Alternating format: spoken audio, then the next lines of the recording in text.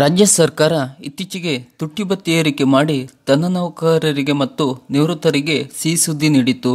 ಇದಕ್ಕೂ ಮೊದಲು ಆಯೋಗದ ವರದಿಯಂತೆ 7ನೇ ವೇತನ ಜಾರಿಗೆ ಆದೇಶ ನೀಡಿತ್ತು.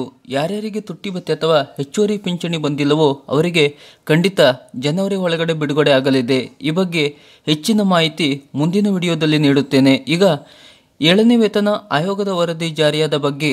ಇದರಲ್ಲಿ ನಿವೃತ್ತರಿಗೂ ಕೂಡ ಹಲವು ಸೌಲಭ್ಯಗಳನ್ನು ಆಯೋಗವು ಶಿಫಾರಸು ಮಾಡಿದ್ದು, ರಾಜ್ಯ ಸರ್ಕಾರ ಈಗಾಗಲೇ ನಿವೃತ್ತರ ಹಲವು ಬೇಡಿಕೆಗಳನ್ನು ಈಡೇರಿಸಿವೆ. ಹಾಗಾದರೆ ನಿವೃತ್ತರಿಗೆ ಸಿಗುವ ಸೌಲಭ್ಯಗಳೇನು ಎಂಬುದರ ಸಂಪೂರ್ಣ ಮಾಹಿತಿ ಇಲ್ಲಿವೆ. ಪೂರ್ಣ ಪ್ರಮಾಣದ ನಿವೃತ್ತಿ ವೇತನಕ್ಕೆ ಬೇಕಾದ ಕನಿಷ್ಠ ಅರ್ಹತಾದಾಯಕ ಸೇವೆ. ಪ್ರಸ್ತುತ ಪೂರ್ಣ ಪ್ರಮಾಣದ ನಿವೃತ್ತಿ ವೇತನವನ್ನು ಪಡೆಯುವುದಕ್ಕಾಗಿ ಕನಿಷ್ಠ ಅರ್ಹತಾದಾಯಕ ಸೇವೆಯು 30 ವರ್ಷಗಳಿಗೆ ನಿಗದಿಯಾಗಿರುತ್ತದೆ. ದಿನಾಂಕ 11/1/2019 ಇದನ್ನು ರಾಜ್ಯ ಸರ್ಕಾರವು 33 ವರ್ಷಗಳಿಂದ 30 ವರ್ಷಗಳಿಗೆ ಇಳಿಸಿದೆ.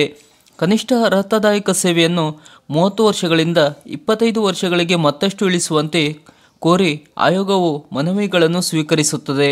ರಾಜ್ಯ ಸರ್ಕಾರಕ್ಕೆ ಉನ್ನತ ಮಟ್ಟದಲ್ಲಿ ಅನುಭವಿ ಅಧಿಕಾರಿಗಳ ಅಗತ್ಯವಿದ್ದು ಮತ್ತು ಪ್ರಸ್ತುತ ಕನಿಷ್ಠ ಅರ್ಹತಾದಾಯಕ ಸೇವೆಯ ವಯಸ್ಸನ್ನು ಮತ್ತಷ್ಟು ಕಡಿತಗೊಳಿಸುವುದು ಆಡಳಿತಾತ್ಮಕವಾಗಿ ಪ್ರಯೋಜನಕಾರಿಯಲ್ಲ ಎಂದು ಆಯೋಗವು ಅಭಿಪ್ರಾಯಪಡುತ್ತದೆ.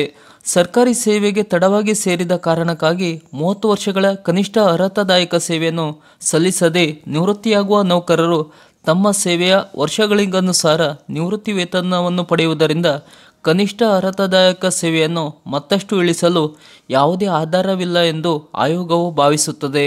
ಆದ್ದರಿಂದ ಪೂರ್ಣ ಪ್ರಮಾಣದ ನಿವೃತ್ತಿ ವೇತನವನ್ನು ಪಡೆಯುವುದಕ್ಕಾಗಿ ಪ್ರಸ್ತುತ ಜಾರಿಯಲ್ಲಿರುವ 30 ವರ್ಷಗಳ ಕನಿಷ್ಠ ಅರ್ಹತಾದಾಯಕ ಸೇವೆಯನ್ನು ಮುಂದುವರಿಸಲು ಆಯೋಗವು ಶಿಫಾರಸು ಮಾಡುತ್ತದೆ. ಹೆಚ್ಚುವರಿ ನಿವೃತ್ತಿ ವೇತನ. ಇದರ ಬಗ್ಗೆ ಈಗಾಗಲೇ ಮಾಹಿತಿ ನೀಡಿದ್ದೇನೆ. ಪ್ರಸ್ತುತ ಹೆಚ್ಚುವರಿ ನಿವೃತ್ತ ವೇತನವನ್ನು ಮೂಲ ವೇತನದ 20%, 30%, 40%, 50% ಮತ್ತು 100% ಅನುಕ್ರಮವಾಗಿ 80ರಿಂದ 85 ವಯಸ್ಸಿನವರಿಗೆ, 85ರಿಂದ 90 ವಯಸ್ಸಿನವರಿಗೆ, 90ರಿಂದ 95 ವಯಸ್ಸಿನವರಿಗೆ, 95ರಿಂದ 100 ವಯಸ್ಸಿನವರಿಗೆ ಮತ್ತು 100 ವರ್ಷ ಮತ್ತು ಮೇಲ್ಪಟ್ಟ ವಯಸ್ಸಿನವರಿಗೆ ಸಂದಾಯ ಮಾಡಲಾಗುತ್ತಿದೆ. ಇದು ಕೇಂದ್ರ ಸರ್ಕಾರ ಕಲ್ಪಿಸಿರುವ ಅವಕಾಶಗಳನ್ನು ಹೋಲುತ್ತದೆ.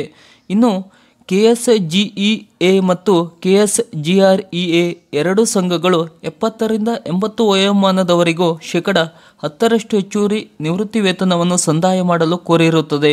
ಈ ವಯೋಮಾನದ ನಿವೃತ್ತಿ ವೇತನದಾರರಿಗೆ ಹೆಚ್ಚುವರಿ ನಿವೃತ್ತಿ ವೇತನ ಸೌಲಭ್ಯದ ಈ ಅವಕಾಶವು ಕೆಲವು ರಾಜ್ಯಗಳಲ್ಲಿ ಜಾರಿಯಲ್ಲಿರುವುದನ್ನು ಆಯೋಗವು ಗಮನಿಸಿದೆ.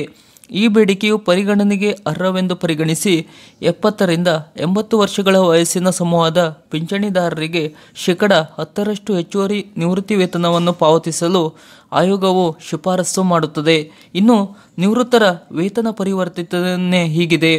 ಪ್ರಸ್ತುತದಲ್ಲಿ ಸರ್ಕಾರಿ ನೌಕರರು ಅಥವಾ ಆಕೆಯ ನಿವೃತ್ತಿಯ ಸಮಯದಲ್ಲಿ ನಿವೃತ್ತಿ ವೇತನದ 13ನೇ ಭಾಗವನ್ನು ಪರಿವರ್ತಿಸಲು ಅವಕಾಶವಿದ್ದು, ಪರಿವರ್ತಿತ ಅವಧಿಯು 15 ವರ್ಷಗಳಾಗಿರುತ್ತವೆ. ಪರಿವರ್ತನೆಯು ಐಚ್ಛಿಕವಾಗಿದ್ದು ಮತ್ತು ಪರಿವರ್ತಿಸಲಾದ ಹಣದ ಮೇಲೆ ಸರ್ಕಾರವು ಕೇವಲ ಅತ್ಯಲ್ಪ ಬಡ್ಡಿ ದರವನ್ನು ವಿಧಿಸುತ್ತದೆ. ಸರ್ಕಾರವು ಪರಿವರ್ತಿತ ಹಣ ಮತ್ತು ಅದರ ಮೇಲಿನ ಬಡ್ಡಿಯನ್ನು ಪರಿವರ್ತಿತ ಅವಧಿಯು ಮುಕ್ತಾಯವಾಗುವ ಮೊದಲು ಮರುಪೂರಣ ಮಾಡಿಕೊಳ್ಳುತ್ತದೆ. ಆಯೋಗವು ಹಲವು ಸಂಘಗಳಿಂದ ಜಾರಿಯಲ್ಲಿರುವ ಪರಿವರ್ತನೆಯ ಅವಧಿಯನ್ನು 15 ವರ್ಷಗಳಿಂದ 12 ವರ್ಷಗಳಿಗೆ ಇಳಿಸಲು ಮನವಿಗಳನ್ನು ಸ್ವೀಕರಿಸುತ್ತದೆ. ಗುಜರಾತ್ನಲ್ಲಿ ಪರಿವರ್ತನೆಯ ಅವಧಿಯು 13 ವರ್ಷಗಳಾಗಿದ್ದರೂ ಇತರ ರಾಜ್ಯಗಳಲ್ಲಿ ಮತ್ತು ಕೇಂದ್ರ ಸರ್ಕಾರದಲ್ಲಿ ಇದನ್ನು 15 ವರ್ಷಗಳಲ್ಲಿ ಮುಂದುವರಿಸಲಾಗಿದೆ ಎಂಬುದನ್ನು ಗಮನಿಸಬಹುದಾಗಿದೆ.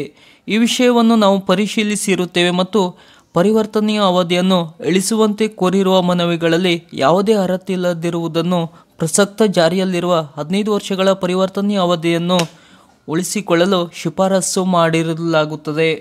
ಇದು ಆಯೋಗವು ಶಿಫಾರಸು ಮಾಡಿದ್ದು, ಇದರಲ್ಲಿ ಹಲವು ನಿವೃತ್ತರ ಬೇಡಿಕೆಗಳನ್ನು ಈಗಾಗಲೇ ರಾಜ್ಯ ಸರ್ಕಾರ ಜಾರಿಗೆ ಆದೇಶ ನೀಡಿದೆ. ಸರ್ಕಾರದ ಈ ಥರದ ಇನ್ನಷ್ಟು ಮಾಹಿತಿಗಳಿಗಾಗಿ ನಮ್ಮ ಚಾನಲನ್ನು ಸಬ್ಸ್ಕ್ರೈಬ್ ಮಾಡಿ ನಮ್ಮನ್ನು ಬೆಂಬಲಿಸಿ. ನಮಸ್ಕಾರ.